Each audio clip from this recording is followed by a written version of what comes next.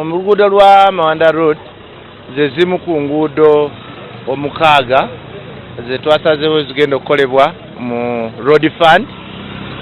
Era weekend yonna tuli mu kulaunchinga enguudo ez'enjawulo okulaba nga zikolebwa. Oluguudo lwa Mawanda Road tulutwalanga oluguudo olunene oluteekwa okutuyambako mu kulwana ne traffic jam, kubanga emmotoka eziba zigenda e Kamwokya nga zivudde ku Gayaza Road zonna tubadde tuzisindika ku 2 zonna jam n'akwata okuva ku 2 mpaka 1.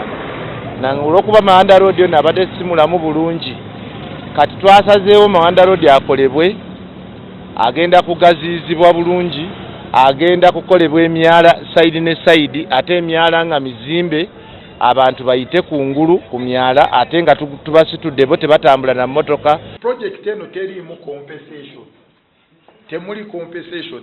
Ekyo maybe ffenna tubadde tukibuusizza amaaso naye nga kyekiriwo.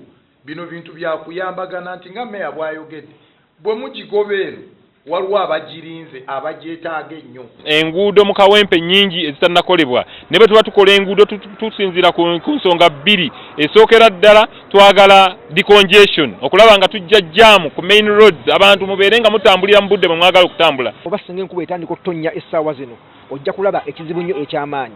So ffe tuwerokaanize nnyo oba tweyaniriza nnyo enteekateeka okuva ku bakama baffe aba KCCA okulaba nti oluguudo luno lukolebwa. Naye tubasaba mujje nga muli bantu abagunjufu nga bwe mwatendekebwa, muleke kuleka nga ate abantu mubaleetedde enkulaakulana naye nga ate bagyekokkola bwekokkozi.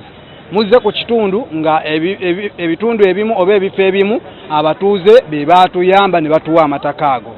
So tubasaba mukwatagane bulungi nabo, era ewabawabye chairman waali